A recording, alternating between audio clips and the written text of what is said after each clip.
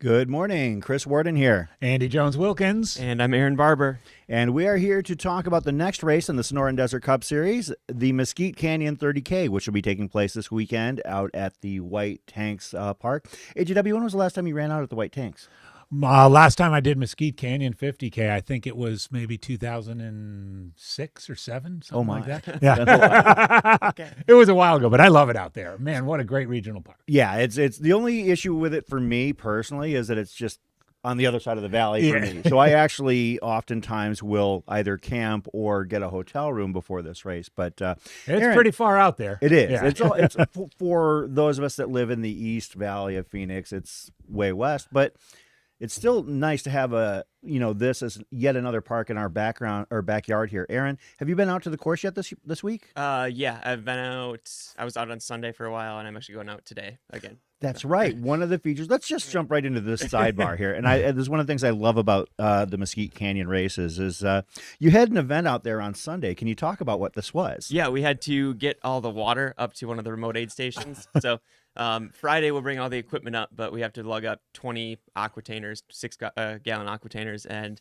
it can either be done by mule or on foot. And we just get a bunch of volunteers and a couple staff members, external frame backpacks, and hike up and down this mountain. So it's 1.8 miles up with 800 feet of gain. So each round trip is 3.6 miles. Whoa. Yeah, it's a workout. It really is a workout. is. Yeah. If I had anything left after my Saturday long run, I would have totally been out there. But So how many volunteers did you get to come out for? We had 7, which was on the lower side. So I ended up doing 3 trips up. Oh. And that was the day after I did 50K. I've done it was fun. before. Before I worked for Aravaipa, I actually did it one time back when Noah was the race director, Noah Doherty. And it was funny because I was, carrying, it was the first time I've ever hiked with an external frame backpack and with one that had like several gallons of water. It was heavy. It was not easy. And my son was with me at the time. He was 10 or 11 years old, and he adores Noah. He thinks the world of him. Well, he's got my water bottles and all of my snacks and everything like that. And Noah's just, at that time he was, trained up for UTMB and Mogollon Monster, and he's like flying up the hill, and I'm dragging. I'm having to yell at my kid to bring my water back because like the other alternative is to bust it out of the backpack. But yeah, no, it's one of the cool little features of Mesquite Canyon where you literally you haul it out there and basically, have everything set up a week in advance. Yeah. So, and then today I'm going to do some more because I think we have enough, but I want to play it safe. So I'm going to take a couple more trips. And then on race day, does the aid station crew need to hike? I mean, are they? We brought tables, tents, and water up Friday evening. Okay. We'll bring backpacks with all the food and supplies and timing equipment, and then Surprise Running Club volunteers to run that whole aid station all day. And then they help bring stuff down, and then we send one team up to bring stuff down at the end. And that aid station is actually at a pretty critical juncture. That's the one that all of them hit coming down or up from the tanks. There's right? 3 options for the courses. You can go up and right, and then down and left, or down and right for down the mountain. But it has to be there, otherwise it's a long stretch. Well, for the race that we're talking about this weekend, the 30K, it's actually one of the most wonderful things that you see because then everything is downhill and flat from there. And that's, of course, what we're going to talk about today is the 30K.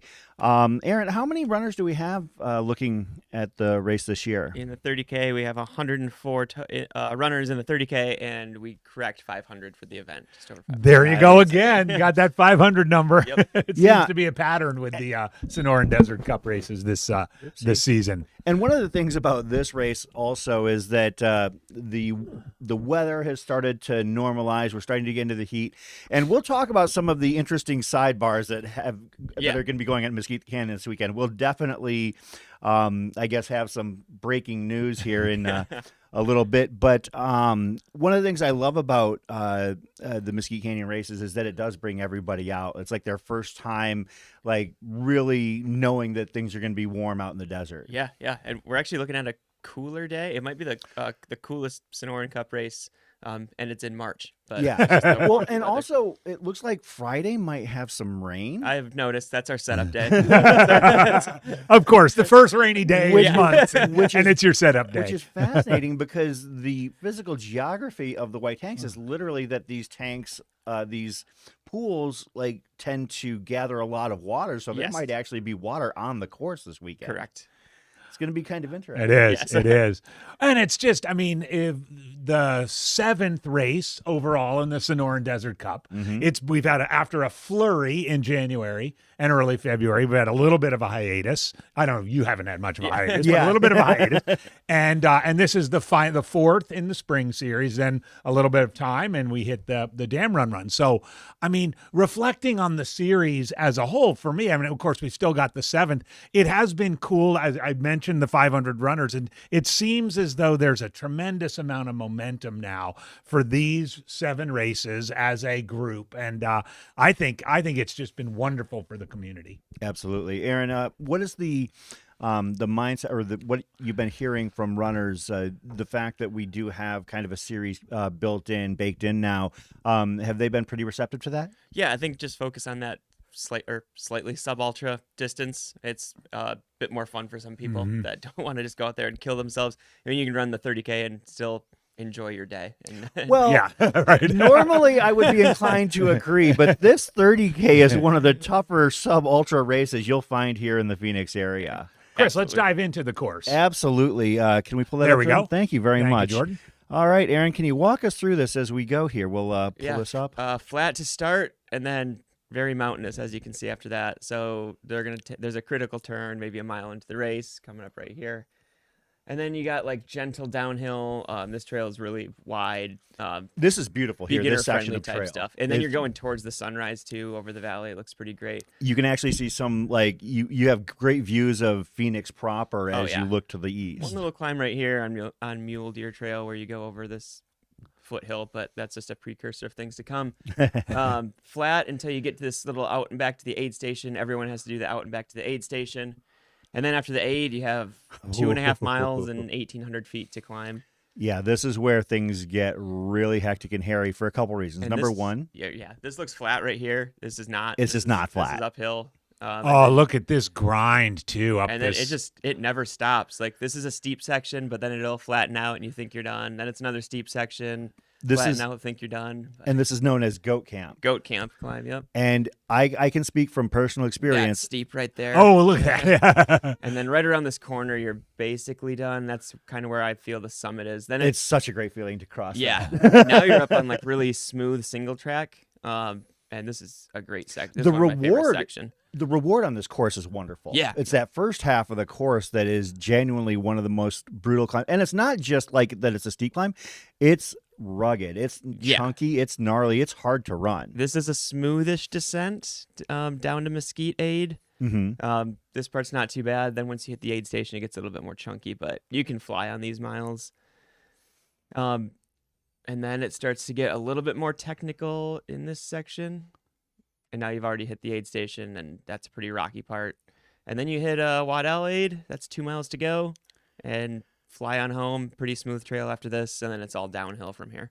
Yeah, once you actually get to that last aid station, it merges with the second half of the 8K race, and then you're home free. I mean, it's an absolutely that has a little bit of everything, really. It does. It yeah. does. And thank goodness the climbing is in the first half, because and one of the things last year about running the 30K was the fact that if you're like me and you're not, well, actually, I'm not even going to sell myself that short. As you're heading up Goat Camp in the 30K, you have the runners from the 50K coming down the 50K, hill. 50 mile coming down. So last year when I was running, Nick Curry is coming bombing down at me, and I graciously stepped aside and let him, as well as the other 30 or so people coming down the really narrow technical switchbacks of Goat Camp. But yeah, that's one of the things. But that is cool because you get to see everybody else on the course, and that will again, teaser alert. We're gonna talk about why that might be a lot of fun, especially if you're watching the front of the 50K field. So let's talk about the field of the 30K, though. We can kind of just jump in and look. By the way, before we do that, that looks like compared to some of the other series races, a little bit more overall climb. I'd say this is like a proper mountain run. Right, 2,500 just about over Yeah. that. Yeah, and your climb is big, and even the descent, you got to be a good technical downhill runner. It's not just a let gravity do its thing. You got to look for your footing. Yeah. I mean, so it does seem like with a lot of the sort of more runnable ones, or something like Coldwater that's not necessarily runnable but didn't have a ton of vert, so it's sort of sandy. This one just seems like proper sort of mountains. Yep. Yeah. I agree. And this field actually, in particular, the women's race is pretty stout. Yeah. No kidding. Looking at the women's field, there's some burners in here, and let's just jump right into that. At the very top of the card on Ultra Sign Up, you've got Abby Tuomi, who number one has won this 30K before, and number two has also just coming off of a win at Mountain to Fountain 15K last weekend, which is a very fast road race. Fast road race. So she's got wheels, and she's shown she can do it out here on this course. Yeah. Third place at Crown King last year, and has had several great results here at Mesquite, as well as a lot of our other races, Coldwater Rumble, Elephant Mountain, Pass Mountain, etc. So Abby looks like a force to be reckoned with out there. Absolutely, yeah. Another name that we discovered last fall, Devin Nihill finished second at Cave Creek Thriller, 24K, and is coming back for her first race in the series since then. East Coast transplant, former lacrosse player. That's right. Very different races, though. We'll see how that goes. Very different race. Yeah. Yeah, the for two trail races that are, fairly similar in length, Cave Creek and Mesquite couldn't be more different. Correct. That is for sure. I see a couple of Aravaipa Racing Team members, Nicole Hansen and Bree Grigsby. Yep. Bree Grigsby coming off of a win at Old Pueblo 25 last week. And Nicole, I believe, had a win earlier in the series as well. Yeah, looks like it was Coldwater. at Coldwater, right? That's right. She loves the Estrellas. They're both doing great so far this year. Yeah. Of course, Nicole coming down from Flagstaff and Bree coming up from Tucson, because we've got racing team members all over the state. Brittany Lump is a name. She's got some points in the series. She had a finish, fourth place finish at Elephant Mountain back on February 1st. That's right. And I think, also had enough to qualify in the fall with at Cave Creek and Pass Mountain. A couple other names that have gotten some points in the series, and I believe have qualified for the Damn Good Run Series finale would be Brittany Lump. You said Brittany Lump. Jackie Jacoby and Lindsay Yazzie. Oh, that's right. Both have qualified for the series finale. And then, pivoting to our local running scene, I see a couple of names that are part of our Wednesday night group runs and our Monday night group runs here at in the Valley with Aravaipa. And those would be Nicole Boramond and Brittany McLaughlin. I'm actually really kind of curious. It looks like this is a huge step up in distance for Nicole. Yeah. I'm excited to see that, too. She's basically, I believe, peaked out at about the 11K distance. That was a big jump. It's a big jump, and it's also a big jump in technicality. Yeah, I mean, she's obviously done very well at things like, McDowell Mountain Regional Park and Cave Creek Regional Park, but this is a different beast. Yeah. So we'll see how she acquits herself there. Let's jump over to the men's side using my Excel skills right on screen. Look at you. You're crushing it. While you're doing that, at the top of the list, Kyle Gallagher. Strong runner, third place at McDowell Mountain Frenzy back in December. Yeah. And has a 2:24 here last year at the Mesquite Canyon. That's pretty 30K. This is his distance, I feel like, in type of course. He's always doing tough stuff in the Superstitions or South Mountain. A couple of guys that we have seen qualify for the series finale already, Dan Roeder and Kurt Houghton. Both guys who did very well in the fall section of the series. So, but beyond that, the men's field is a little bit of an unknown for me personally. I mean, I see some familiar names. I see Noel Kingston a little bit further down, who, strong local runner, finished Western States last year. Chris Haynes, another one. I believe that name is familiar to me. Wayne Young, another, solid, strong local. Aaron Schmidt. Oh, look at him. Oh, right on. Running, of course, Aaron Schmidt, the race director for Aravaipa Rides. So that's what we're looking at now. And father of our main man, Jordan, in the booth. That's right. Keeps us on the air. Keeps us Indeed. level-headed. And as far as the actual qualifiers for the series, there's still a lot of jockeying to be done. As you can see here, those in the purple have qualified from the fall races, and those in the yellow have qualified in the spring races. Now, I can't remember everybody who is going to be in this race this weekend that is not yet qualified, but basically, if you're in the top 20 or so at this point, if you even register points, like and finish in the top 20, you're going to move forward. I think that's a key thing. And actually, if you go further down, like for instance, I mentioned Lindsay Yazzie has qualified because of her dual results, and then also another couple of people who qualified in the fall who hadn't yet registered a spring result right here down at the bottom, and Diana Segrist, Teresa Moraski, Holly Boyd, Joe Boucher, Dan Roeder, and Craig McMillan. And you mentioned Dan already in the race, but he's probably using it as a tune-up and getting out in the mountains. Absolutely. Good stuff. So we'll see. And also one of the things about this race that we see is that, and everything in the series, because it's sub-ultra, we get drop-ins all the time. Yeah. Yeah. So, oh, yeah. and so there's no telling who can show up. People have shown up to this race and just absolutely torched it, or any of the other distances at Mesquite. And I think that's as good of a time as any to pivot to some of the other races. Of course, Aaron, the 30K is not the only event at the at Mesquite Canyon. Can we talk about some of the other distances? Yeah, well, we can jump right into the 50K. I think let's do that. That's a good, great course that covers the whole mountain range. Absolutely. And why don't I see if I can pull up the 50K race roster here really quick. We're just going to do this old-fashioned. We're going to pull up Mesquite Canyon 30K. There we go. Here we go. All right, let's just jump right into the 50K and take a look at that field and see who is. Whoa. Oh. What's that? What's that? Elsa McDonald. Look at that. No, it's very stout on the women's side at the top as well. I mean, you've got Elsa McDonald, Rachel Buzzard, another solid runner, but I think that all eyes have to be on the top of the men's field.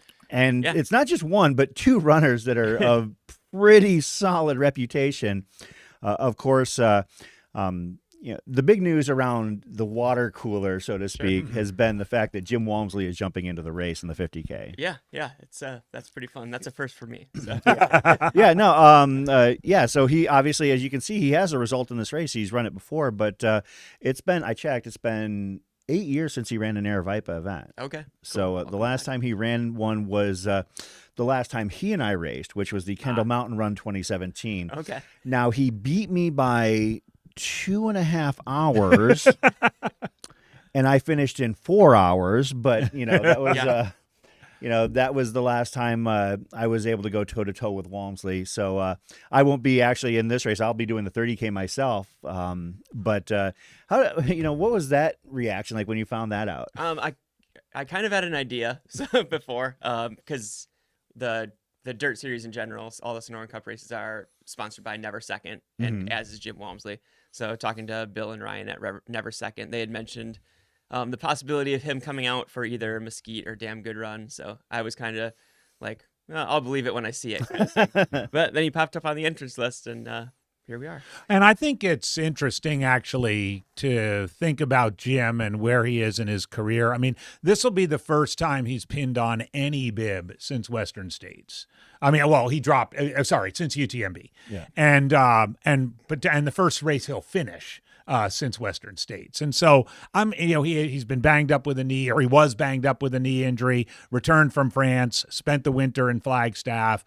I'll be very interested to see if he's, frankly, going to have a little rust. I doubt it, but, he could be using this race as a chance to bang a little rust off. And I'll be honest, I was mildly surprised because there are some sections of this race where it's far more technical than anything he's going to have to deal with in Northern California. Yeah. Right. Two-way traffic, add that to it as well. Yeah, and I can already visualize that whole situation as I'm trying to head up goat camp and he's coming down at me, and I'm obviously going to do my best to yield, to the best of my ability. But there's going to be people, going, it's not like he's going to have to worry about anybody else except for maybe Eric LaPuma, running alongside him. But on their way down goat camp, it gets fairly narrow. Like, using the term single track is a little bit generous, and it's also very windy. Yeah. Yep. So I'm really curious, and was a little bit mildly surprised that he chose this as a tune-up, because I thought like Damn Good Run would be far more conducive to that. Right, just actual running and stuff. So. Yeah, I mean that's like pure running from Yep. start to finish for somebody like him. Now, granted, he can run down Goat Camp if he wants to, but even still, it's like, it's just different. What I love is, Jim has never forgotten his roots in the Valley. Even though he's lived in Europe and lived a long time in Flagstaff, he's still at the end of the day a Phoenix born and raised guy. And so for him to jump back into one of our sort of local test pieces, just as a tune-up, I think is really, really cool. And I for one am just looking forward to kind of seeing him back in the fold. I agree. I think it's wonderful to see him here. Looking at the 50 miler, there's actually a pretty stout. Wait, now, hang on. You mentioned him in passing. Eric LaPuma is no slouch. I met Eric years ago out at Bighorn with a bunch of his buddies. He's actually an interesting story in sort of ultra running in general and trail running in the United States.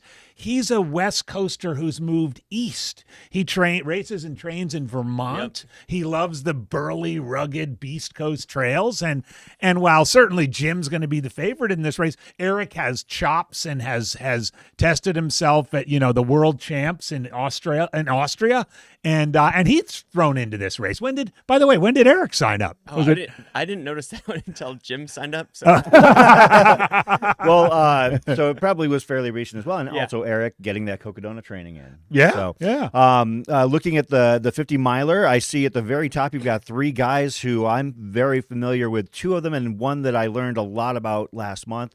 Jordan Bramblett, Cyan Lupowitz, and Jake Jackson. Oh, that's fun. Yeah, I mean, look at that. Jordan obviously was in the top 5 at Black Canyon at the halfway point. Cyan Lupowitz, a longtime Aravaipa Racing Team member from down in Tucson, has like 16-hour 100-miler as his max capacity. Won Old Pueblo, I believe, 4 times. Yeah. So I mean, you're talking about a guy who knows the 50-mile distance real well. Yep. And Jake Jackson is Jake Jackson. Yeah, I actually was surprised to see Jake is going to be here, but Jake is number one of the just great guys in the sport. Yeah. And definitely a great Instagram follow. And any distance, any surface, too. I mean, he'll hit the flat, fixed times. He'll hit gnarly trails, several Cocodona finishes. And he loves coming out here to Arizona from time to time. He spends more time out here in Arizona than a lot of people locally as far as racing goes. On the women's side, I see Lisa Cabilas has done a lot of Aravaipa events. Tanya Keys is a local here who has finished on the podium many times, and as is Lisa Bezeo. I've seen those names here on the list. That is our 50-miler gloss over. Looking at the half marathon, okay, there's a name that actually, I see Alyssa Jones on the women's side, probably the prohibitive favorite. Mm-hmm. Tracy's got wheels, though. We'll see. That's true, but Alyssa's been like leveling up recently. I think that's the thing that I've been amazed at. Like, she's been running harder and faster ever since she got onto the Aravaipa Racing Team. But I think the most interesting name for me here is Kevin Tuck. How familiar are you guys with Kevin Tuck? I am looking him up right now. 68 years old, if I'm not mistaken. 68 years old, and look at his results. Let's pull up old Kevin Tuck here for a second. He is always like at or the top of all of these events. He's finishing on or near podiums. He podiumed this event in 2021 at the age of 64 at the 30K.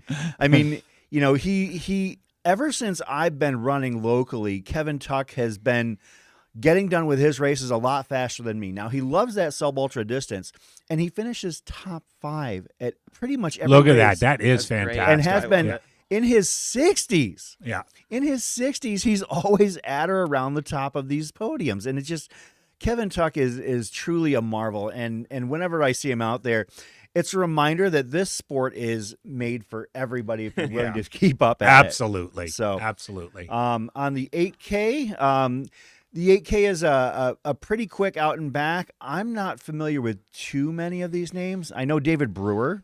David Brewer used to do timing for Aravaipa back in the day. Stephen Dewick, a member of the Aravaipa staff. and his son Owen are running. Kyle Legters he won Elephant Mountain, the short one there. Jeff Beatty's pretty quick as well. But this for a lot of people, a race such as this, as you can tell on the left-hand side, there are some people with not many results. So this is kind of like the gateway drug, the entryway. Oh yeah, yep. Yeah. It's one of my son's first trail races was doing the Elephant Mountain 8K because it's very approachable. There's no huge climbs.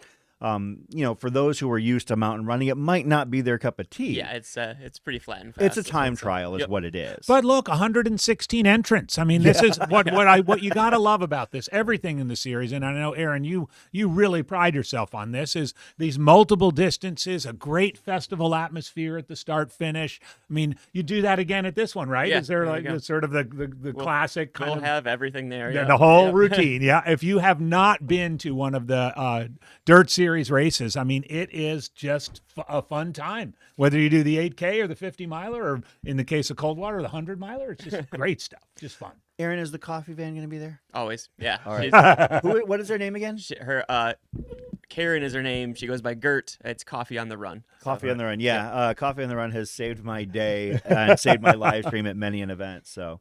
I don't think we've mentioned that the 30K will be live streamed. Oh, that's right. Right I on, did see that. yeah. Like that was literally something that came through breaking news as well. I Yeah. saw it on the Mountain Outpost Instagram feed. Right Was on, that yeah. the Mesquite Canyon 30K will be live streamed. I'm sure I will probably be further back than their coverage. I mean, you never focus know. will There be might be allowed, but, there might be a follow cam that finds you out there. So last year when I did the 30K, I basically just hiked it, and it was hot, and I was miserable, and it was the longest I had done in a while. So I took my time. And let's just say that my goal this year is to improve upon that by 2 hours. All right. Which for a 20-mile race is actually like, it sounds like a Herculean thing, but I feel like I can get it done. That would put me at about 4. The weather's looking top notch this year. So Yeah, that's actually one thing for those who are on the fence about this event. The weather is going to be very we're looking like conducive. highest 65 for the day. So 30K is probably going to be in the 50s and maybe crack 60 by the time most people are finished. Yeah, and Aaron, before we go, is race day registration still available? Yep. You'll have to do it on site or at Packet Pickup. Packet Pick will be Thursday at Aravaipa headquarters, or Saturday morning up till 10:30 because there's a kids race. So you can show up at the park anytime and sign up for all the distances. How many racers do we have in the kids race at this point? Do you know? Usually not a lot of them sign up pre-reg. Right. That's what I figured. Emails and ultra sign up and such. We usually get between 20 and 40 per kids race. Right on. Nice. That's good. And of course, how far do they go out of? It's like rest? 1.2 miles. Okay. It's like just over a half mile out, half mile back. Oh, that's great. And I know Parents are that- welcome to run with their kids. Yeah, I was going to say, because sometimes the kids, maybe aren't, used to getting that far out. Like once they get out of We sight. put a staff member at the turnaround so no one just keeps going out. Probably a good idea. Wandering out in the desert. Where'd Junior go? Well, that's the old James Bonet problem right there. Of course, famously ran a marathon on accident because he missed the turnaround at the half marathon. So, but I think we've got everything covered here for this weekend. For those interested, you can actually go to aravaiparunning.com and you can click on events at the top and then the drop down Mesquite Canyon. You won't be able to register there, but you will be able to get information. And as you mentioned, I would say, you can come to Aravaipa headquarters, but it's going to be a madhouse here. Yeah. Yep. So I would say just show up on Saturday morning out at the regional park. And Whole reg team's there. They can take care of you. Credit cards, cash, everything. absolutely. Right on. All right. Well, I think that does it for us. Any last words?